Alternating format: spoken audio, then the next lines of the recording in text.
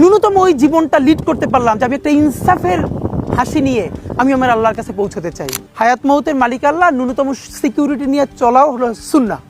কি কোনো রাজনীতিবিদের না বাসায় মৃত্যুটা হইতে পারে না, এটা কোনো ভালো মৃত্যু না। যিনি রাজনীতি করেন, যিনি লড়াই করেন, যিনি বিপ্লবী, যিনি সংগ্রামী, তার মৃত্যুটা হবে একটা সংগ্রামের মধ্য দিয়ে, একটা রাজপথে, একটা গ্লোরির মৃত্যু। আমি তো ভীষণভাবে প্রত্যাশা করি, আমি ছোটবেলা থেকে এই স্বপ্নটা দেখি, অনেক জায়গায় বলেছি, যে একটা তুমুল মিছিল হচ্ছে অন্যায়ের বিরুদ্ধে। সেই মিছিলের সামনে আমি আছি, কোনো একটা বুলেট এসে আমার বুকটা হয়তো বিদ্ধ করে দিয়েছে, এবং সেই মিছিলে আমি হাসতে হাসতে আমি শহীদ হয়ে গেছি।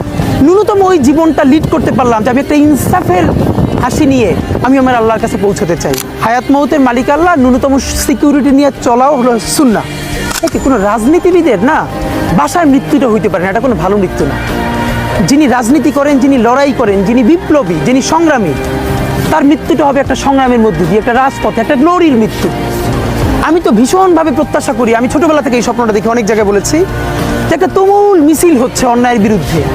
সেই মিছিলের সামনে আমি আছি, কোনো একটা বুলেট এসে আমার বুকটা হয়তো বিদ্ধ করে দিয়েছে, এবং সেই মিছিলে আমি হাসতে হাসতে আমি শহীদ হয়ে গেছি।